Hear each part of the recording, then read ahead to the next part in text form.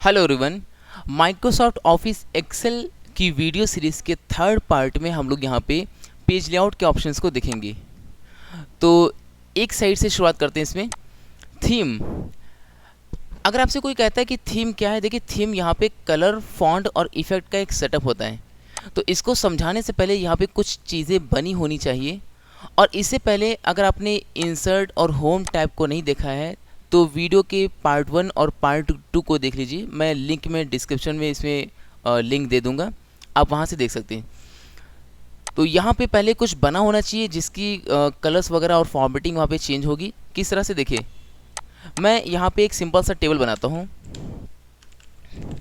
Income, expense, और यहाँ पे भी कुछ इस तरह से इनकम टाइप कर देता हूँ और कुछ एक्सपेंस इस तरह से मैं सेलेक्ट करता हूँ। इसको मैं टेबल में कन्वर्ट कर लेता हूँ। इसी के कुछ चार्ट बना लेता हूँ। कैसे सेलेक्ट करेंगे, इंसर्ट में, और यहाँ पे मैं कॉलम चार्ट बनाता हूँ यहाँ पे। ओके, मेरे पास में चार्ट भी है, टेबल भी है। चलिए कुछ शेप वगैरह बना लेते हैं सिर्फ समझाने के लिए। यहाँ पे जो थीम ऑप्शन है उसको समझाने के लिए मैं ये सब चीज़ें बना रहा हूँ, यानी कुछ होगा नहीं तो पता नहीं चलेगा। तो इंसर्ट पे क्लिक करता हूँ, मैं यहाँ पे एक दो शेप बना लेता हूँ कुछ इस तरह से, और थोड़ा सा इसको फॉर्मेट भी चेंज कर देता हूँ, फॉर्मेटिंग इसकी, और एक दो और बना लेता हूँ। चलिए अब देखते हैं मेरे पास में। देखिए यहाँ पे थोड़ा सा डेटा है। पेज लेआउट में पहला ऑप्शन आता है थीम। थीम जैसा मैंने पहले बताया आपको कि कलर, फॉन्ट और इफेक्ट का एक सेटअप होता है। तो आप क्लिक करेंगे, इसमें कई सारे सेट पड़े हैं, आपको जो भी बेटर लगता है आप उस पर क्लिक करके अप्लाई कर सकते हैं। देखिए कुछ इस तरह से, जैसे मैं किसी थीम के सेटअप पे माउस लेकर जाता हूँ उसका पॉइंटर, तो यहाँ पे जो फॉर्मेटिंग होती है वो चेंज हो जाती है। देखिए कुछ इस तरह से। तो आप इस तरह से अप्लाई कर सकते हैं। अगर आपको सिर्फ कलर्स चेंज करें तो यहाँ पे कलर्स के सेट पड़े हुए हैं, आप यहाँ पे कलर्स अप्लाई कर सकते हैं। तो यहाँ पे देखेंगे कलर्स चेंज हो जाएंगे। फ़ॉन्ट लिखने के ये जो तरीके हैं ये चेंज हो जाएंगे, फ़ॉन्ट ये नहीं चेंज हो जाएंगे। तो आप फ़ॉन्ट लगा सकते हैं यहाँ से। मैं अप्लाई करता हूँ इसको। और इफेक्ट ज़रा आप यहाँ पे शेप पे देखिएगा, क्योंकि मैं शेप पे अप्लाई कर चुका हूँ फॉर्मेट में आके। यहाँ से स्टाइल, तो यहाँ पे पेज पे क्लिक करेंगे और इफेक्ट पे क्लिक करेंगे। देखिए जब भी मैं कोई इफेक्ट अप्लाई करता हूँ यहाँ पे शेप पे भी इफेक्ट अप्लाई हो रहे हैं, यहाँ पे और यहाँ पे। तो ये तो है थीम, कलर और फॉन्ट और इफेक्ट्स के ऑप्शन। और बेसिकली इनका कोई बहुत ज़्यादा यूज़ नहीं किया जाता है, बट इतना सिर्फ होता है कि आपका जो कंप्लीट ये जो शीट है इसकी फॉर्मेटिंग एक बार में ही बदल जाती, चेंज हो जाती। जो भी अपने शेप वगैरह लगाए होंगे, जो भी आपके चार्ट्स होंगे, टेबल्स होंगी, उन सभी की फॉर्मेटिंग्स एक साथ चेंज हो जाएगी। ओके, फिर यहाँ से जो ऑप्शंस हैं मार्जिन, ओरिएंटेशन, साइज़ वगैरह, ये अच्छी तरह से समझने हैं तो आप यहाँ पे पेज लेआउट पे क्लिक कर देंगे। पहला देखिए यहाँ पे नॉर्मल है, पेज लेआउट है, एंड थर्ड यहाँ पे है पेज ब्रेक प्रीव्यू। तो यहाँ पे बॉटम में पेज लेआउट है, मिडिल में इस पर क्लिक करता हूँ तो आप देख पाएंगे कि आपके पास में जो, मैं थोड़ा सा जूमिंग कम कर देता हूँ, यहाँ पे जो पेजेस हैं वो क्लियरली थोड़ा सा सेपरेट होकर अलग अलग दिखाई दे रहे हैं कि हाँ एक पेज यहाँ पे कंप्लीट हो गया, फिर यहाँ से सेकंड पेज स्टार्ट हो गया, थर्ड पेज, इस तरह से पेजेस शो करेगा। ओके, तो साइड में आप देख रहे हैं ये जो खाली जगह है यहाँ पे और इस तरफ है, इसको मार्जिन कहते हैं। तो ये मार्जिन कितना होना चाहिए आप क्लिक करेंगे। मैं यहाँ पे नैरो पे क्लिक करता हूँ, देखिए काफ़ी ज़्यादा कम मार्जिन यहाँ पे हो गया। ओके, इसको और भी ज़्यादा बढ़ाना है तो मैं यहाँ पे वाइट पे क्लिक करता हूँ, तो ये मार्जिन साइड साइड से ज़्यादा हो जाएगा। इसी तरह से यहाँ पे ओरिएंटेशन, पेज को लैंडस्केप मोड में या फिर पोर्ट्रेट मोड में कैसा रखना है। लैंडस्केप में क्लिक करेंगे तो देखिए चौड़ाई में थोड़ा सा ज़्यादा हो जाएगा पेज। ओके, और पोर्ट्रेट रखेंगे तो इस तरह से लंबाई में पेज ज़्यादा हो जाएगा। तो इनको ऑप्शन को अच्छी तरह से समझाने के लिए मैंने यहाँ पे लगाया था पेज लेआउट, आप भी लगा लीजिए ताकि क्लियरली समझ में आ जाए। फिर इसके बाद में साइज़, देखिए ज़्यादातर जो स्टैंडर्ड साइज़ है मार्केट में A4 साइज़ चल रहा है, जो अक्सर फोटोकॉपी वगैरह में यूज़ होता है, आप यहाँ से अप्लाई कर सकते हैं। और भी साइज़ हैं जिनको आप यहाँ से अप्लाई कर सकते हैं। प्रिंट एरिया, अभी मैं कीबोर्ड से Ctrl+P प्रेस करता हूँ या फिर फाइल पे क्लिक करता हूँ और प्रिंट पे क्लिक करता हूँ, देखिए प्रिंट आउट में लगभग सारा ही आ रहा है। ओके, आप चाहते हैं कि किसी एक स्पेसिफिक एरिया को, यानी किसी एक एरिया को ही प्रिंट करना है, सारा नहीं प्रिंट करना आपको। तो इसके लिए आप क्या करेंगे, पहले उस एरिया को सिलेक्ट करेंगे। फॉर एग्जांपल जैसे मैं यहाँ से इतना सिलेक्ट करता हूँ। ओके, सेलेक्ट करने के बाद में प्रिंट एरिया क्लिक करेंगे और सेट प्रिंट एरिया। अब आप देखिए यहाँ पे फाइल और प्रिंट, और देखेंगे सारा प्रिंट आउट में नहीं आ रहा है। जितना आपने सेट किया बस उतना ही प्रिंट आउट में आ रहा है, बाकी चलिए इसको फिर से मुझे नॉर्मल करना है, या फिर मैं चाहता हूँ ये भी आना चाहिए लेकिन ये दूसरे पेज में होगा, तो आप इस तरह से दूसरा मैं एरिया माउस से क्लिक करके ड्रैग करके सिलेक्ट कर रहा हूँ और सेट में क्लिक कर रहा हूँ। यहाँ पे देखिए मैं कर दे इसमें क्लिक करता हूँ add to print area, click करता हूँ। तो अब देखिए ये अलग पेज में आएगा और ये वाला जो एरिया है ये अलग पेज में आएगा, जो बाद में सिलेक्ट करके ऐड किया हमने। कैसे, फाइल पे क्लिक करेंगे, प्रिंट पे क्लिक करेंगे, देखिए एक पेज में ये आ रहा है और नेक्स्ट यहाँ पे क्लिक करेंगे, सेकंड पेज में जो दूसरा प्रिंट एरिया सेट किया वो आ रहा है। इस तरह से जितने भी प्रिंट एरिया आप ऐड करेंगे वो सेपरेट पेज पे आएंगे, अलग अलग पेज पे आएंगे। तो मैं यहाँ पे क्लियर प्रिंट एरिया क्लिक कर देता हूँ ताकि जैसा नॉर्मल था वैसा ही फिर से हो जाए। ब्रेक देखिए क्या करता है, मैं चाहता हूँ यहाँ पे कॉलम सी, मैं थोड़ा जूम करके दिखाता हूँ आपको। कॉलम सी, मैं चाहता हूँ कॉलम सी से जितना भी डेटा है यानी DEFG ये नेक्स्ट पेज में होना चाहिए, यानी यहाँ से पेज की एंडिंग होनी चाहिए, पेज ख़त्म हो जाना चाहिए। तो मैं कॉलम सी पे क्लिक करता हूँ, ब्रेक पे क्लिक करता हूँ, इंसर्ट पेज ब्रेक। तो आप देखेंगे वहाँ से पेज अलग अलग हो जाएगा, वहीं से बढ़ जाएगा पेज। और फिर मुझे नॉर्मल करना है, मैं क्या करता हूँ पेज ब्रेक पे क्लिक करता हूँ, यहाँ पे ब्रेक और reset all page breaks click करेंगे, फिर से ये नॉर्मल हो जाएगा।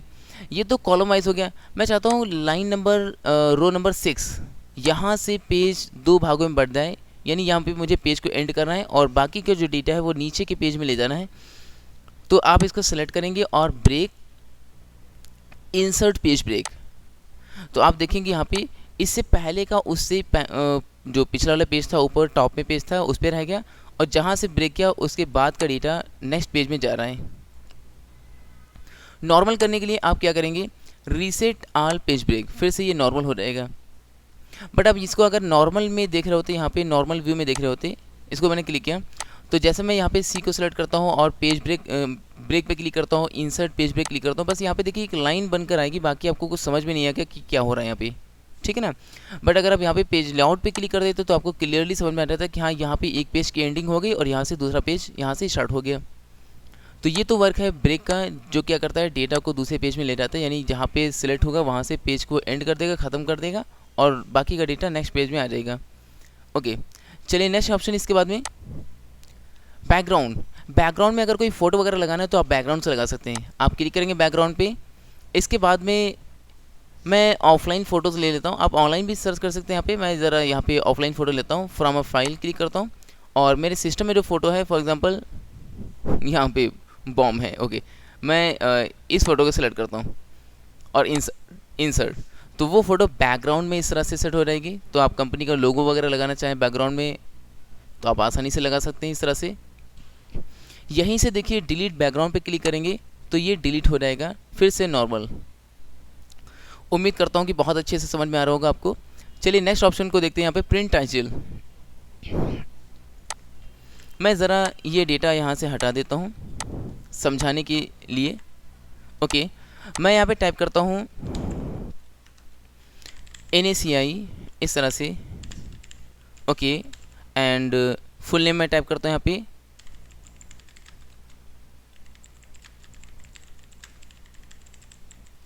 ओके, सीरियल नंबर हो गया, नेम हो गया इस तरह से, और कोर्स। ओके, इस कॉलम को मैं थोड़ा सा साइज़ ज़्यादा कर लेता हूँ इस तरह से। ओके, और 1 2 3 4 5 इस तरह से। चलिए मैं नेम इतने ज़्यादा तो नहीं लिखूँगा, एक छोटा सा बस मैं रिकॉर्ड बना लेता हूँ, बस मैं नंबरिंग थोड़ा ज़्यादा कर देता हूँ इस तरह से। कैसे करना है एक बार फिर से ज़रा समझा दूँ, हो सकता है आप देख नहीं पाए हों। देखिए मैं 2 नंबर को सिलेक्ट करता हूँ, 4 5 को, और थोड़ा सा इसमें देखिए इंक्रीमेंट भी है, दोनों सेम नहीं, 4 है 5 है। सिलेक्ट करना, ये जो पॉइंट शो कर रहा है इसको कहते हैं फिल हैंडल, इस पर क्लिक करना है और माउस से ड्रैग कर लेना है। तो ये 3-4 पेजेस में मैंने इसको ड्रैग कर लिया, काफ़ी ज़्यादा देखिए नंबरिंग मेरे पास में आ चुकी है। और मैं कुछ नेम टाइप कर देता हूँ, फॉर एग्ज़ाम्पल मोहन। आप सोच रहे हो कि अब मैं इतने सारे नेम टाइप करूँगा बहुत ज़्यादा टाइम लग जाएगा, देखिए इसलिए मैंने नंबर यहाँ पे दे दी। आप यहाँ पे नेम टाइप कर सकते हैं, तो वो डेटा आपका पेज 1 में भी हो जाएगा, पेज 2 पे भी हो जाएगा, पेज 3 में इस तरह से डेटा आ जाएगा। ओके, मैं चाहता हूँ कि ये जो मैं थोड़ा सा इसको साइज़ चेंज करता हूँ। ओके, और ये लीजिए, इसको सेलेक्ट करने के बाद में मैं यहाँ से कलर अप्लाई कर देता हूँ कुछ ऐसा। मैं चाहता हूँ ये जो नेम है और ये जो ऊपर सीरियल नंबर और नेम और ये जो कोर्स लिखे हैं ना, ये सभी पेज में 2 लाइन रिपीट होनी चाहिए। तो ये काम कैसे करेंगे, इसके लिए ही ऑप्शन दिया गया है प्रिंट टाइटल। आप प्रिंट टाइटल इस पर क्लिक करेंगे ये और column to repeat at left, और यहाँ पे देखिए rows to repeat at top, यानी किन लाइंस को आपको रोज को टॉप में रिपीट करना है हर पेज में। तो आप यहाँ पे क्लिक करिएगा और उन सभी लाइंस को सिलेक्ट करिए जिनको रिपीट करना है। तो मेरे पास में यहाँ पे 2 लाइन है, दोनों को सिलेक्ट करता हूँ और मैं यहाँ पे ओके बटन प्रेस करता हूँ। अब मैं ज़रा नीचे की ओर जाके देखता हूँ दूसरे पेजेस में, देखिए सभी पेजेस में वो आ रहा है। यहाँ पे देखिए इसमें भी आ रहा है एंड इसके बाद के पेजेस में यहाँ पे भी आ रहा है।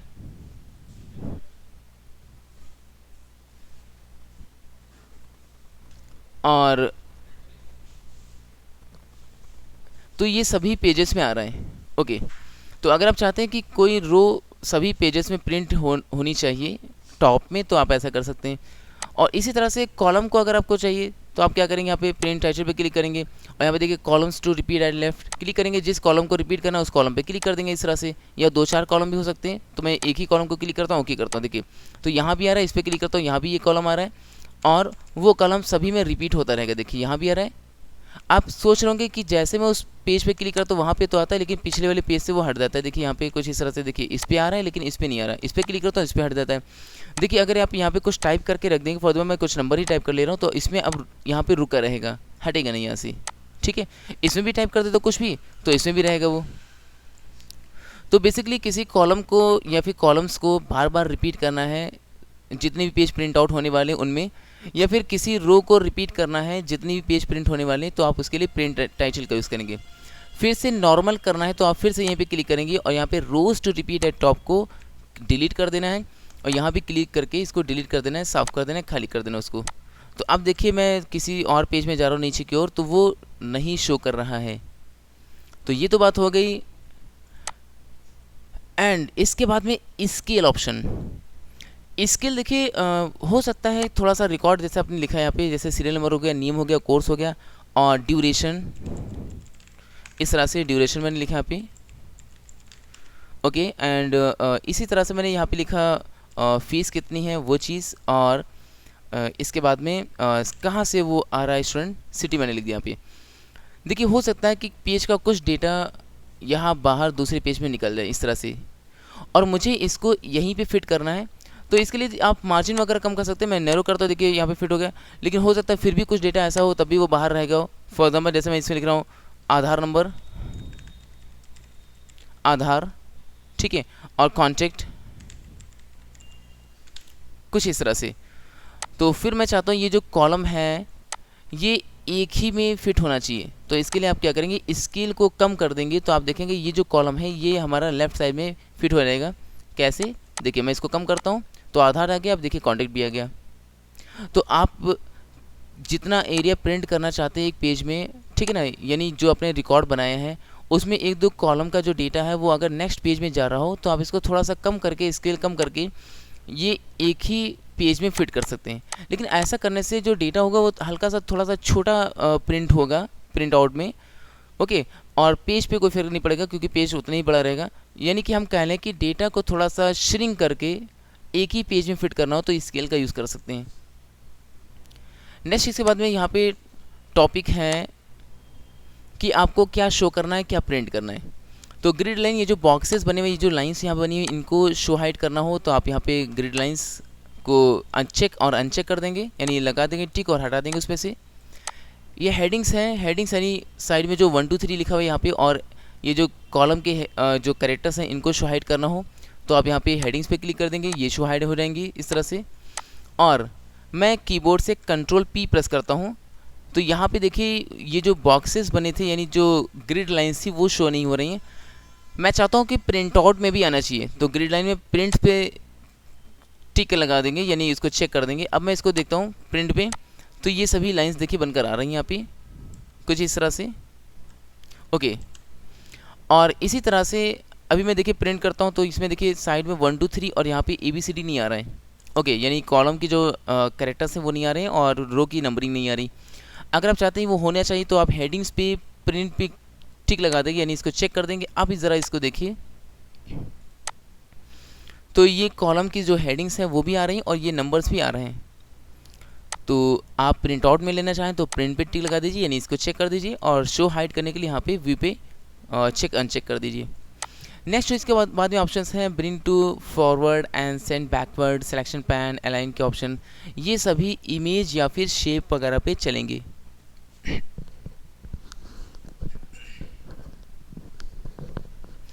कैसे, आइए देखते हैं। चलिए मैं नई शीट ले लेता हूँ। यहाँ पे मैं इंसर्ट में क्लिक करता हूँ, यहाँ से कुछ शेप बना लेता हूँ। एक शेप मेरे पास में हो गया, और इसी तरह से एक और शेप में, चलिए स्टार बना लेता हूँ यहाँ पे, और इसका कलर मैं चेंज कर देता हूँ इस तरह से। ओके, एक और बना लेता हूँ, एरो में बनाता हूँ यहाँ पे। ओके, तो हमारे पास में 3 शेप्स हैं यहाँ पे, और चलिए यहाँ पे पेज लेआउट ऑप्शन पे क्लिक करते हैं। सेंड बैकवर्ड, ये जो ऑप्शन है ये क्या करेगा, जैसे आप किसी शेप को सिलेक्ट करते हैं और आप चाहते हैं कि ये शेप थोड़ा बैक साइड में होना चाहिए, यानी स्टार के पीछे होना चाहिए, या फिर जो सबसे लास्ट में जो शेप है इसके बैक में होना चाहिए। तो आप किसी भी शेप को बैक साइड में लेना चाहते हैं तो आप सेंड बैकवर्ड पे क्लिक करेंगे, ये पीछे जाता रहेगा यानी बैक में जाता रहेगा। ब्रिंग फॉरवर्ड क्लिक करेंगे तो एक एक स्टेप ऊपर आता रहेगा, यानी फॉरवर्ड यानी फ्रंट पे आता रहेगा। तो बैक में ले जाने के लिए और फ्रंट पे लाने के लिए। ओके, इसी में एक ऑप्शन मिलता है सेंड बैकवर्ड में, ऑप्शन मिलेगा सेंड टू बैक, ये एक बार में ही सबसे पीछे कर देगा, और bring forward bring to front एक बार में ही सबसे ऊपर ले आएगा। तो ये ऑप्शन मिल जाएंगे आपको। सिलेक्शन पैन, यहाँ पे क्लिक करेंगे तो जितने भी ऑब्जेक्ट्स यहाँ पे बने हुए वो सारे के सारे साइड में एक लिस्ट की तरह दिखाई देंगे, और इसमें किसी को हाइड करना है आप यहाँ से हाइड कर सकते हैं इस तरह से। ये जो आई की तरह शो कर रहा है आइकन, यहाँ पे क्लिक करके, और किसी को सिलेक्ट करना आप यहाँ पे क्लिक करके सिलेक्ट कर सकते हैं।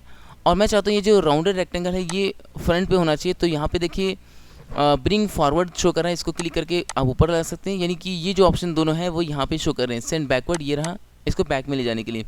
हाइड ऑल, सारे हाइड हो जाएंगे, और शो ऑल से क्या होगा, सभी शो हो जाएंगे। तो सिलेक्शन पैन का वर्क सिर्फ इसलिए करते हैं किसी को हाइड शो करना हो, या फिर उसको सेलेक्ट करना हो, या फिर उसकी जो ऑर्डरिंग है कि वो बैक में या फ्रंट पे होगा, उसके लिए करते हैं। नेक्स्ट इसके बाद में ऑप्शन अलाइन को भी देखेंगे। ग्रुप और रोटेट ऑप्शन, ग्रुप का यूज़ करेंगे कई सारे शेप को एक साथ जोड़ने के लिए, एक साथ रखने के लिए। कैसे, कीबोर्ड से शिफ्ट की को प्रेस करिए, शिफ्ट की को कीबोर्ड में शिफ्ट की को प्रेस करके होल्ड करके रखना है, और माउस से दूसरे शेप पे क्लिक करेंगे। तो मैं इन दोनों शेप को एक साथ करना चाहता हूँ, जोड़ना चाहता हूँ, तो स्टार और मैंने एरो सेलेक्ट कर लिया शिफ्ट की के साथ में और माउस की हेल्प से।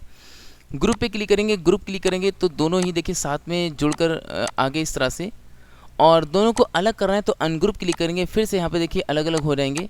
और मैं चाहता हूँ कि ये जैसे फिर से जुड़े थे वैसे ही जुड़ जाएं, यानी एक साथ ग्रुप में हो जाएं, तो आप फिर से ग्रुप पे क्लिक करेंगे और रीग्रुप क्लिक करेंगे, तो जितने शेप ग्रुप में होंगे वो फिर से ग्रुप हो जाएंगे। रोटेट यानी इसको घुमाने के लिए, तो रोटेट करने के लिए देखिए यहाँ पे ऑप्शन आता है, क्लिक करेंगे ये पॉइंट आता है, यहाँ से आप रोटेट कर सकते हैं इस तरह से, या फिर आप इसको सेलेक्ट करेंगे और इसमें जो पहले से ही डिग्री सेट है रोटेट 90 डिग्री राइट, तो ये राइट साइड में 90 डिग्री घूम जाएगा, रोटेट हो जाएगा। लेफ़्ट साइड में अगर रोटेट करना है तो रोटेट लेफ़्ट, तो ये लेफ़्ट साइड में। फ्लिप वर्टिकल, फ्लिप यानी पलट देना, और वर्टिकल ऊपर से नीचे, तो जो ऊपर का पार्ट है वो नीचे हो जाएगा, नीचे से ऊपर हो जाएगा, देखिए फ्लिप वर्टिकल कुछ इस तरह से। और फ्लिप हॉरिजॉन्टल ये क्या करेगा, राइट को लेफ़्ट और लेफ़्ट को राइट करेगा। तो मैं इसको सेलेक्ट करता हूँ और रोटेट और फ्लिप हॉरिजॉन्टल, तो जो राइट में वो लेफ़्ट में हो जाएगा, लेफ़्ट राइट में हो जाएगा। फिर यहाँ पे देखिए ऑप्शन आता है अलाइन में, अलाइन लेफ़्ट सेंटर राइट वगैरह, तो मैं ज़रा इसको अनग्रुप कर देता हूँ और 2 शेप के साथ में इसको समझाता हूँ। देखो मैं किसी एक शेप को सिलेक्ट कर रहा हूँ यहाँ पे और अलाइन पे क्लिक कर रहा हूँ, कोई ऑप्शन हाईलाइट नहीं कर रहा है यहाँ पे और वर्क भी नहीं कर रहा अभी। इसके लिए आप क्या करेंगे, पहले एक शेप को सिलेक्ट करेंगे और शिफ्ट की को होल्ड करके रखना है, यानी शिफ्ट की को कीबोर्ड से प्रेस करेंगे और होल्ड करेंगे, और बड़े वाली शेप पे ये जो पीछे दूसरा शेप होगा उसको सिलेक्ट कर लेंगे। और अब देखिए ये सारे के सारे ऑप्शन हाईलाइट होने लगे। तो अलाइन लेफ्ट क्लिक करेंगे तो स्टार देखिए लेफ्ट साइड में चला गया, अलाइन राइट क्लिक करेंगे राइट साइड में आ जाएगा, इसी तरह से बॉटम में करना चाहें बॉटम में हो जाएगा। ओके, और फिर जो यहाँ के ऑप्शन आ रहे हैं डिस्ट्रीब्यूट हॉरिजॉन्टल और वर्टिकली इस तरह से, तो ये कैसे काम करेंगे, चलिए इसके लिए मैं एक और शेप ले लेता हूँ यहाँ पे।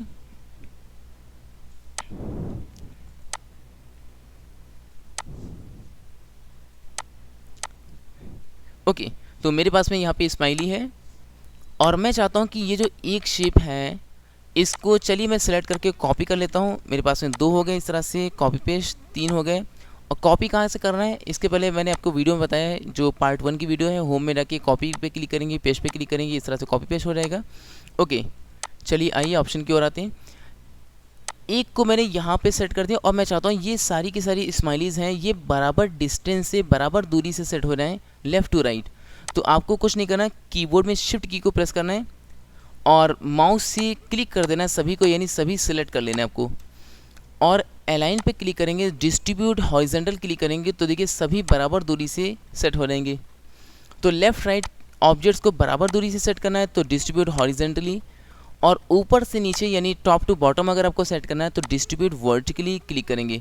तो देखिए एक को मैंने यहाँ पे सेट कर दिया है और शिफ्ट की के साथ में सभी को मैं क्लिक कर देता हूँ, यानी सेलेक्ट कर लेता हूँ और अलाइन पे क्लिक करेंगे, डिस्ट्रीब्यूट वर्टिकली पे क्लिक करेंगे तो ऊपर से नीचे दूरी बराबर से सेट हो जाएगी। तो ये तो इसके ऑप्शंस हैं। इसी के साथ यहाँ पे व्यू ग्रिड लाइंस, यानी ये जो बॉक्सेस थे, जो ग्रिड लाइंस है ये हाइड हो जाएंगी और फिर से क्लिक करेंगे तो यहाँ पे देखिए ये लाइंस शो होने लगी हैं। और यहाँ पे आपको मिल जाएगा स्नैप टू ग्रिड।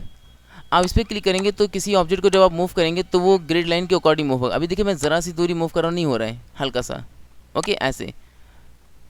तो ये लाइन के अकॉर्डिंग, या फिर किसी भी यहाँ पे मैं शेप को बनाने की कोशिश करता हूँ तो देखिए मैं यहाँ पे सेल से जो लाइन है इसे मैं थोड़ा सा दूरी से बनाता हूँ, तो थोड़ा सा दूरी से नहीं, वो बिल्कुल लाइन से फिट होकर बनेगा इस तरह से, और एक एक सेल के अकॉर्डिंग बनता चला जा रहा है। तो ये है ऑप्शन आपका पेज लेआउट में, अलाइन में, स्नैप टू ग्रिड। इसको अगर आप हटा देते हैं और अब आप बनाते हैं यहाँ से इंसर्ट और शेप, और मैं ज़रा से देखिए लाइन से थोड़ा सा दूरी से बनाता हूँ और जहाँ से बनाया वैसे ही बनकर रेडी हो रहा है। अब यानी कि वो ग्रिड लाइंस के अकॉर्डिंग फिट नहीं होगा। तो ये तो ऑप्शन है यहाँ पे पेज लेआउट की। उम्मीद करता हूँ कि बहुत अच्छे से समझ में आए होंगे। किसी भी तरह के कोई डाउट्स वगैरह है तो आप मुझे कमेंट्स में बताइए।